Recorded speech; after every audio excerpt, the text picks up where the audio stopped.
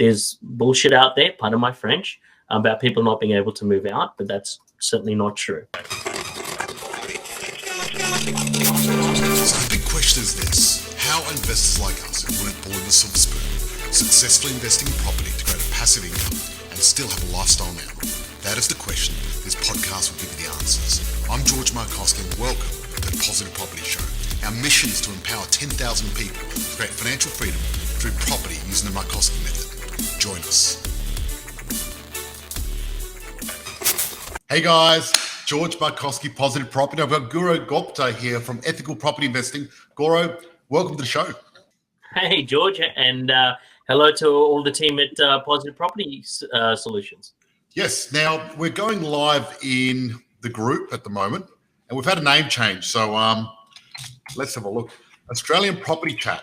So we're live in Australian Property Chat. If you're watching anywhere else, come into Property Chat because you can actually interact with us. I can see there's quite a few people live already.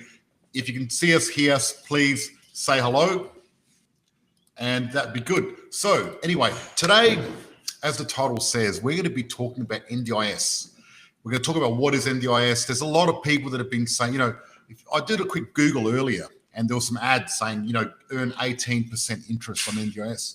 Now, 80% interest is pretty crazy. And I mean, either this is too good to be true or it's a license to print money. We're going to explore it all because Goro knows his stuff. I mean, you know the inside stuff. Hello, let's have a few hellos here. Hello, how are you? Welcome. So Goro, let's talk about NDIS. Tell us what it is. Tell us how it works. Let's have a bit of a chat.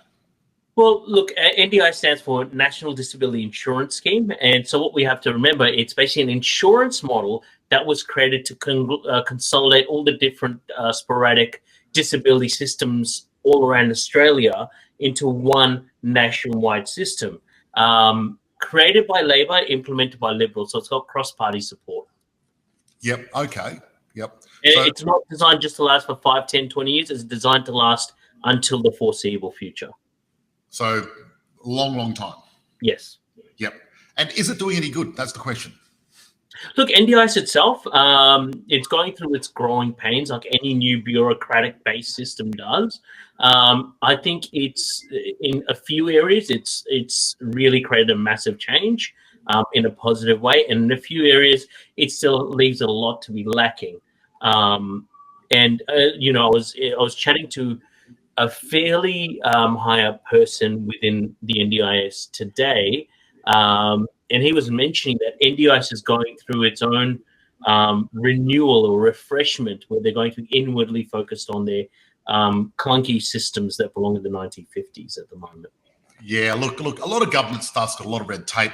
Also, what I wanted to mention, if you guys are watching the replay, and a lot of you probably are, I know that, because most of you come in the replay, please just type in hashtag Team Replay, just so I know you've been watching and we can keep delivering great content to you.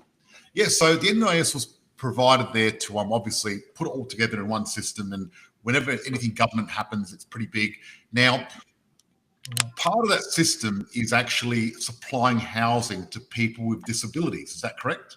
Either physical or mental. So I was speaking to the gentleman that actually created the format of that. I'd say about 6 months ago. And what he actually mentioned was that it was designed for the system for disability housing to follow a similar trend to, I guess, regular housing.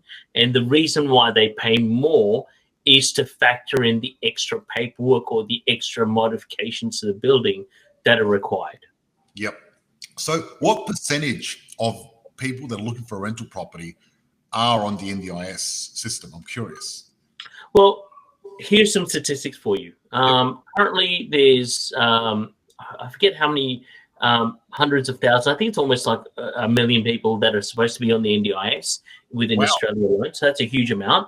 But only 6% of those people, which are on what they call the complex needs pathways, are eligible for SDA or specialist disability accommodation. Yes. So the pool is very small. And we'll cover some of the pros and cons, I guess, a little bit later, and how I'll give my background as well when it comes to this. But really, the pool for the kind of tenants, we're really talking about maybe under 30,000 people across Australia, and it's Wow, not that it's many. tiny. It's tiny. Yeah. That's so tiny because, I mean, you look at Sydney at the moment, and this is interesting. I mean, at the moment, the two biggest cities for vacancies are Sydney and Melbourne.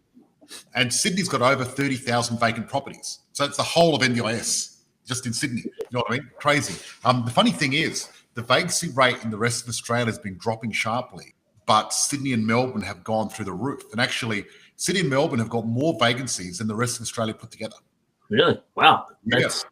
That just came out recently. And that's part of the reason is because a lot of the unit market in capital cities, like in Melbourne and Sydney, I mean, just the last 6 months, they've dropped 9%. So they keep dropping. And the prices are dropping of the rentals. Part of the reason is because people are leaving and there's no one to rent it to.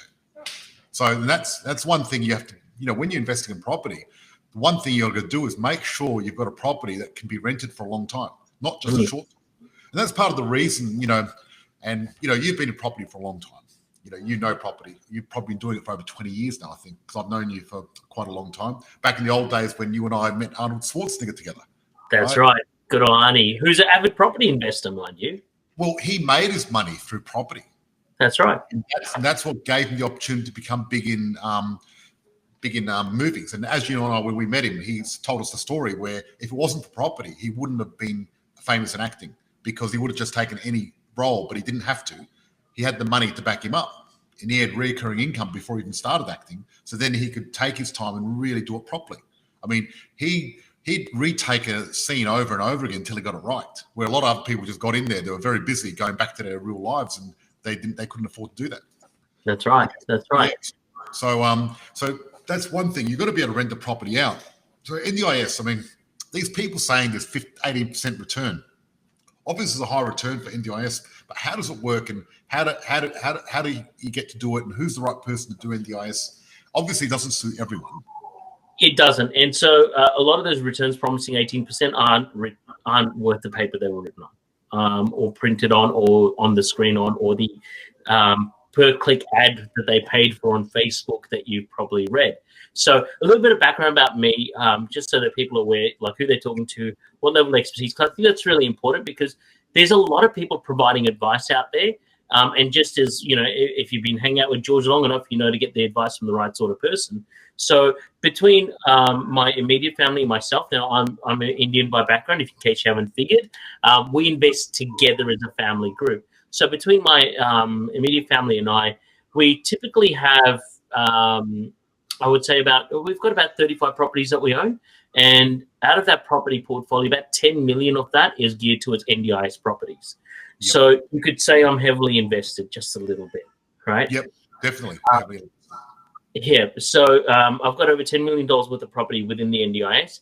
And I am also a co-owner of what is the largest privately owned specialist disability accommodation provider in all of Victoria.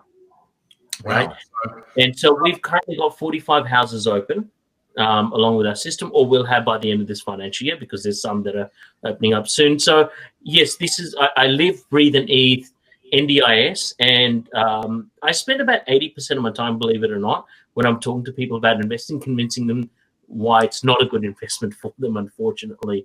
I wish it wasn't that way, but it's all these marketers that have bought into the propaganda without doing the due diligence. Mm-hmm. Yep. Right. And especially, I'm really glad, by the way, there's a Facebook user on there, Robust.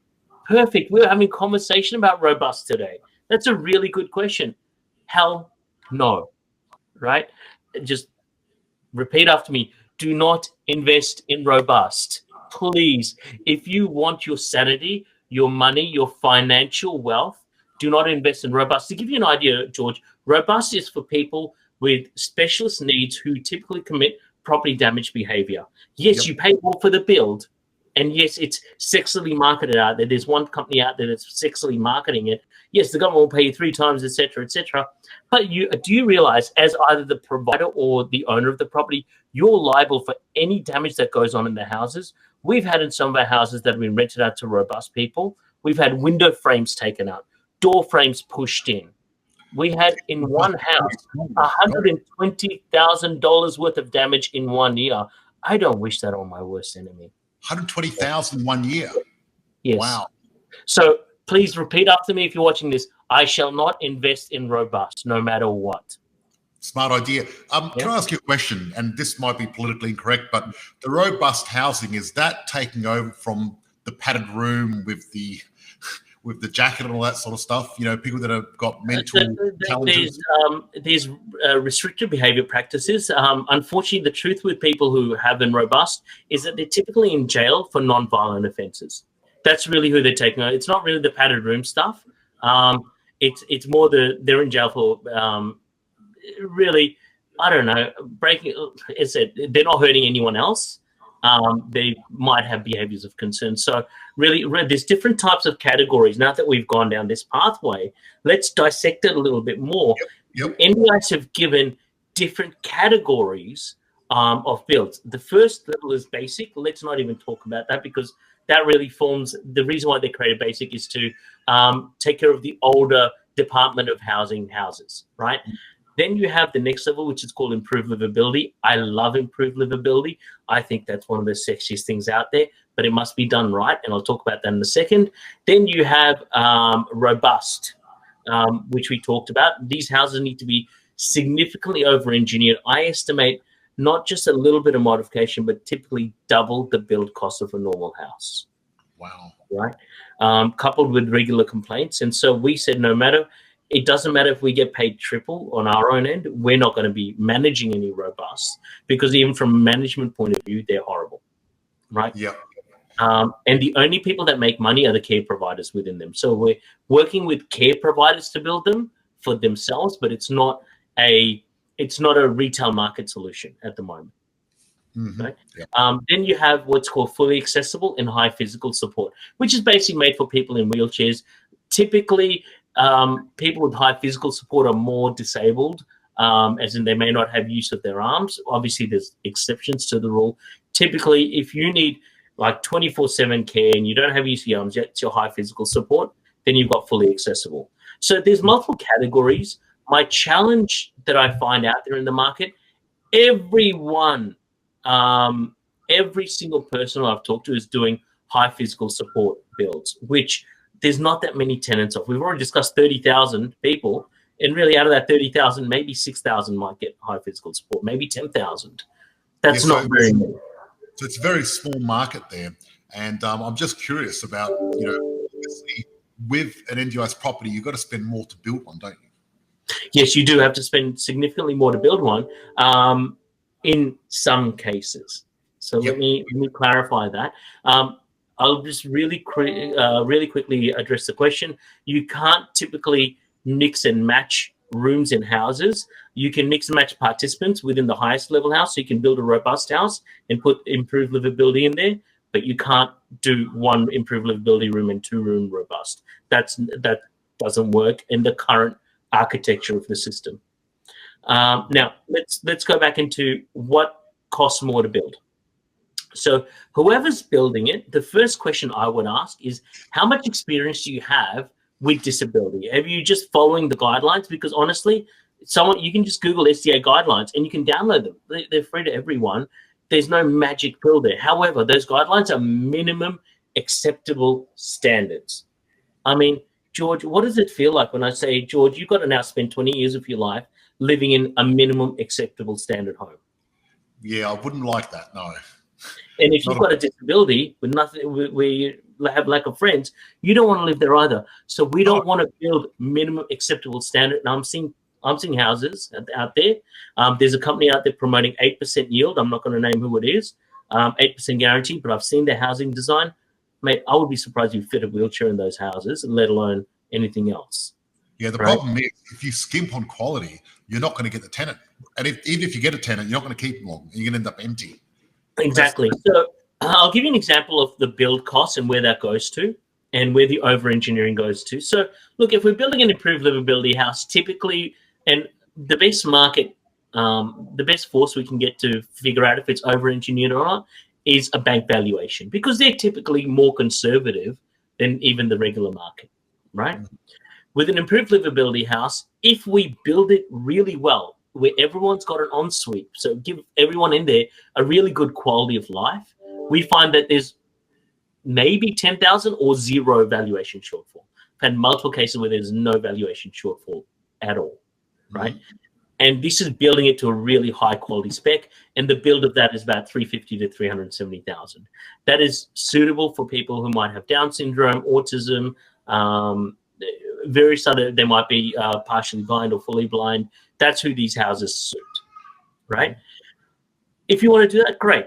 And typically for that, I would expect. I did a brochure earlier today, and look, I'm going to give Melbourne figures so that you know what a beginner NDIS property investment should yield, right?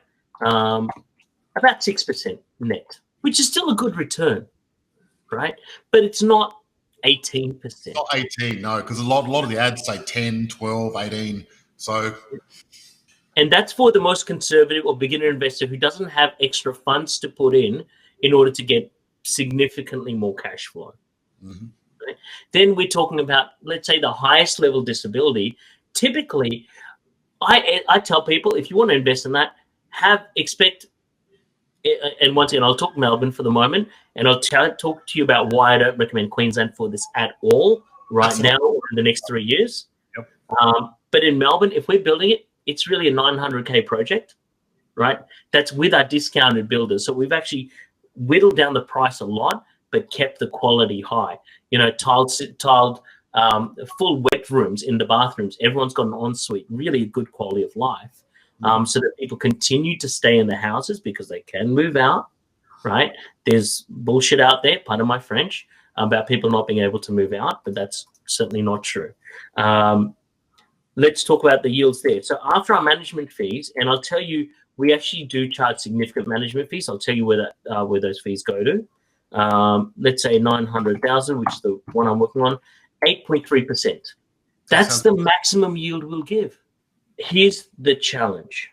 Whoever's building it has to make sure there's tenant demand in that area. Otherwise, you're going to have, what's happened is that even me in some of my properties, even some of my first round of clients that invested with me in the beginning, and I'm not proud to say this, we thought, hey, there'd be lots of tenants everywhere. There's X amount of people. The government's committed 70 million per annum or 700 million per annum, whatever that figure is, to housing. Yes, let's go for it. Kind of like what people are out there doing now.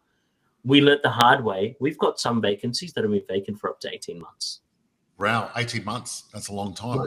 And we're the experts in the industry. Yep. Right? So if you're going to get NDS property, you really need to budget to have it vacant for a certain amount of time. But also between vacancies could be a challenge as well. It's not like a normal property where if you lose a tenant, you get a new tenant in a week. Correct? Yes. That's right. Can I, if you don't, now the one thing I want to do two things, but the most important thing right now I want to do is if someone's trying to sell you property in Queensland, run for the hills, right? The reason why, and I'll talk to you, that's a really good question from that user. I'll talk about that in a second.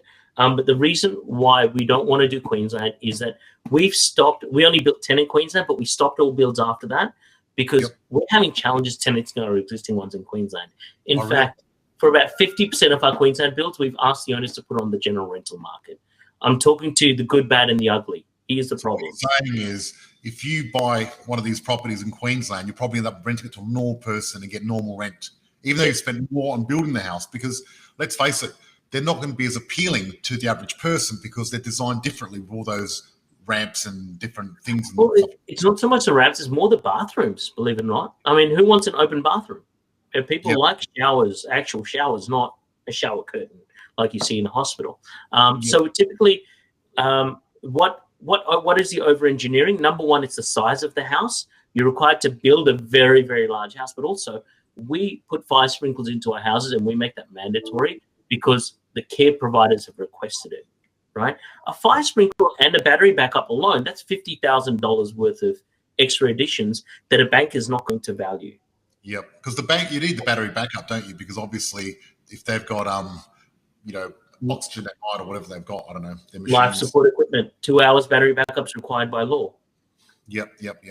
So yes, so 50% of the properties in Queensland. So just don't buy in Queensland. That's what you're saying. Okay, interesting. Run for the hills. for at least the next, this information is accurate for the next 2 to 3 years. I would say, based on the information there. Now, can I read out something that the NDIS has actually put out about SDA investing and what to watch out for? Yep. Right.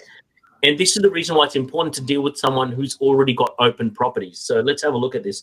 SDA is complex and requires specialist knowledge to develop and operate. Those interested in investing in SDA are advised to consider and seek specialist advice in regards to the following items. Number one, be wary of claims that look too good to be true. For instance, be wary of returns on investment that appear to be excessively high.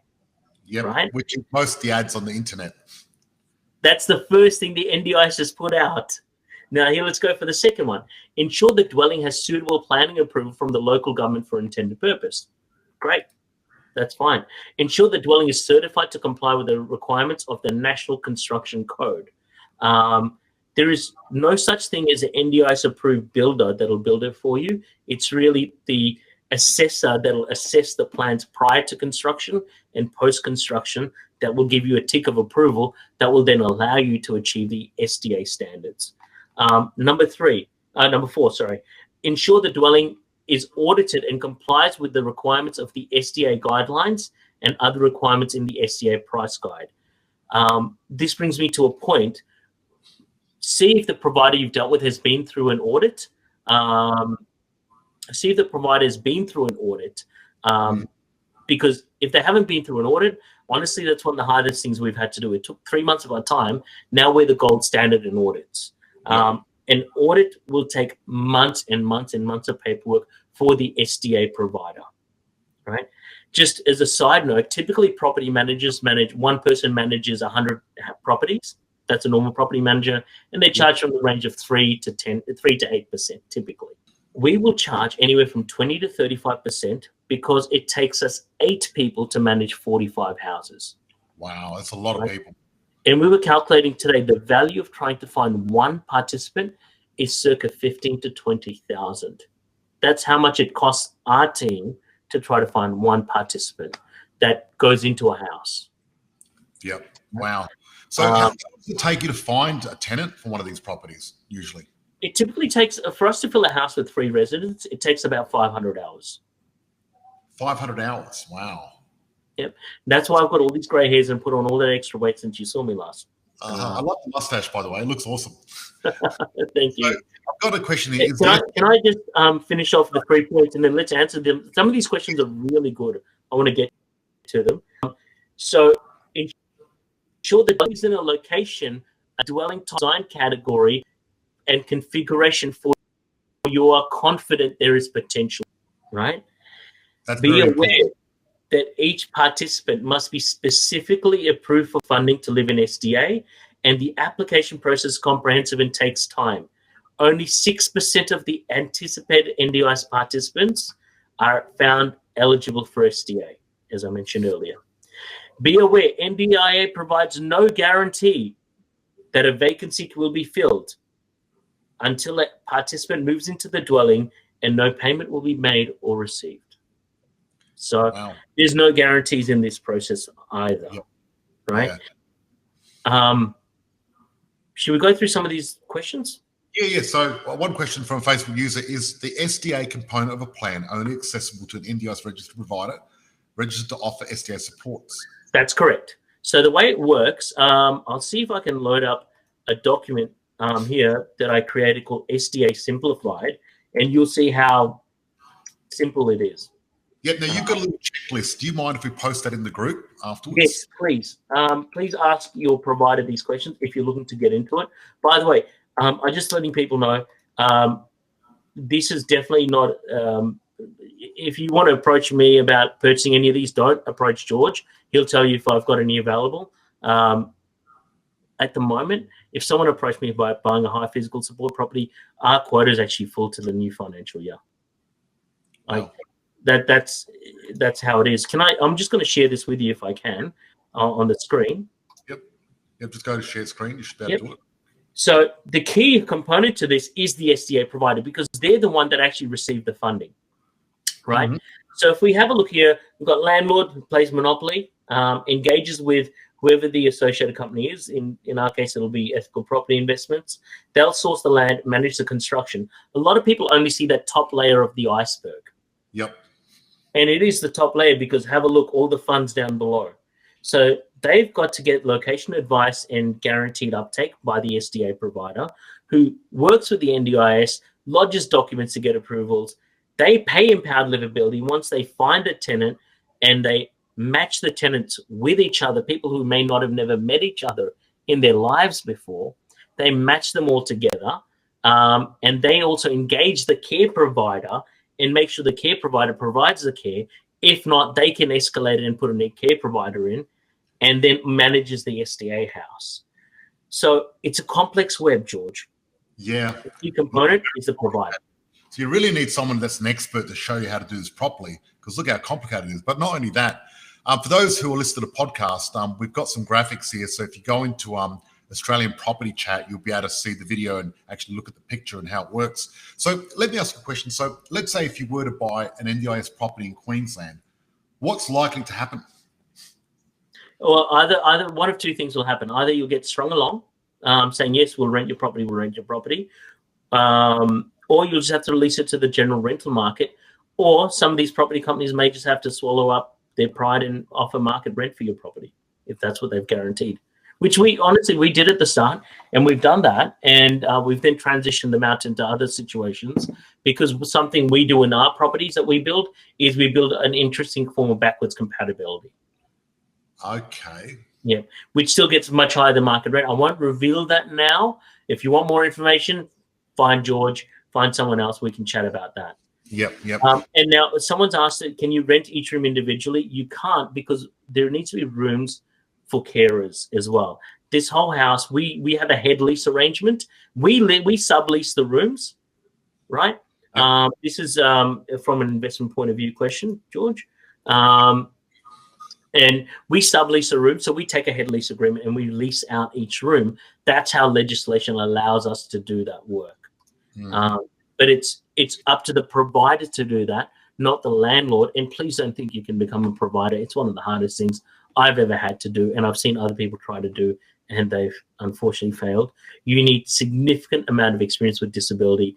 One of the co-directors for Empowered Livability, she's got about 17 years experience in the disability sector. That's a level of expertise that it takes to be successful in this industry. Wow. And I look, it sounds like you got to get the house, the area, the tenants, and the provider, the carer, all to work into each other, because if one of them doesn't fit, it's not going to work. Because if they don't get on, it's not going to work long term either, is it? So it's very complicated. So really, if you're a new investor, you shouldn't be doing this.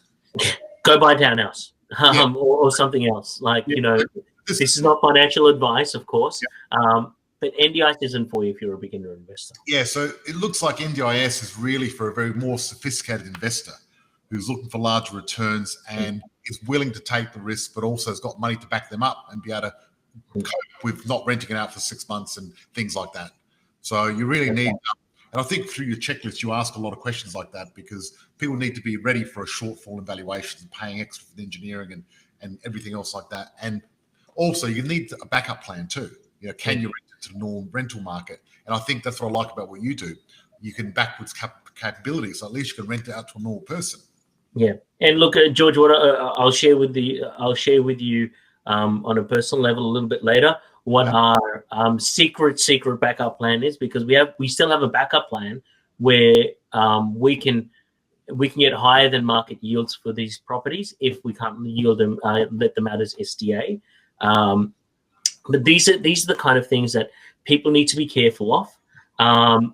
My number one thing I would ask people to do when you're buying the property, ask who the provider is, do some research on the provider, and ask to get them not to just talk to you, but show you video proof of their tenants moving into their properties. Okay. Yep. Because we don't want to just get someone that's telling us they can do it but can't really do it. Actually speak out in words, and it's very important. And look, I think because we recently had someone in our group that was talking about getting an NDIS, and it was their first property. So I actually did say, look, just don't do it. it's your first property, don't do it. Because really, I like people to, get their portfolio happening, get the bread and butter stuff, the 3 to 4 bedroom townhouse or house in a capital city where it's not. And that's the important part, because once you've got a bit of a portfolio, then you can start speculating and start doing more of this risky, high return stuff. Because the fact of it is, the higher the return, the higher the risk. And that's just the way it is. And there's no way around that. You can't get a high return if you don't risk more. Would you agree? I'd agree with you 100% there, George. I wish all investors had that mindset. And just like you do, I spend a lot of time educating people on that kind of mindset. Absolutely. And I think, look, if you look into NDIS, make sure you educate yourself, check out Goro and his company. But obviously you're booked out until next year, which is pretty amazing. And you're called Sustainable Living. Ethical property investments. Ethical property investing. I like it. Great name. And I've seen some of your videos and you help people out. And I love what you're doing, because you're really, doing something that actually helps people, which is awesome. You know what I mean? I think it's very, very important. And look, we are also the only company at the moment that the Federal Minister of Housing's endorsed in regards to SDA. Right. So, wow. if we're having challenges in the system, now one of our other challenges we've got as an operational model is people tend to drop off the portfolio profile. This is a temporary problem. NDIS is still getting the internal systems right, so the rent fluctuates. It's not always you'll get exactly this amount of rent. It does go up and down. Yep. And now but then back pay happens. All right. So the rent goes up and down, does it? Yep. But the back pay will happen to smooth it out. But it just goes to show that if this is your only property investment and this is all you're basing your investment on, it's not necessarily the right thing for you. Yeah, especially with fluctuating rent. What I was going to ask is, getting a loan would not be easy, though, for NDIS compared to a normal house. Well, I unfortunately, I can't talk on a public forum about how we get the loans for these, but they're probably the hardest things you have to do. That's what I thought. I thought getting a loan for NDIS is not going to be easy. Yeah. And if it's your first property, you probably won't even get the loan. Yeah, you probably won't get the loan, especially if you tell the bank it's an NDIS property. Yes, exactly. Because the banks. I think I've covered Why Not Queensland specifically. I'd love to cover it again, but just go through it, review it. I spend like 10 minutes plus on Why Not Queensland. The reason Queensland not specifically, because there's an oversupply of NDIS properties in Queensland at this point in time, and there's no tenants. So most people that are building them are actually having to rent them out to the normal rental market. And depending on the design, I'd reckon you'd probably even get less for the property than a normal property being an NDIS because of all the stuff in it. Because you don't want to live in a hospital. You want to live somewhere nice. Yeah. Definitely. So guys, look, we're nearing the end. So if you've got any more questions, please shoot ahead. Go ahead. But we are going to post a checklist in the group. Just so you can look at it. We'll be posting that tomorrow. Goro will email me tonight. And, thank you so much for joining us. If you're on our podcast, please come and join our Facebook group, Australian Property Chat. And if you're in our Facebook group, come and join our podcast, Positive Property Podcast. Awesome. Anything else you'd like to add, Goro? No, all I want to say is I wish everyone the best in their investment journey. Make sure that you do the right due diligence and trust the experts who have walked the path before. So I would say follow mentors, not coaches, in the property space. Yeah, absolutely. Look, there's too many people that don't walk their talk out there. And if you're going to invest with someone that's done it themselves. That's important. So these houses have disability ramps and rails?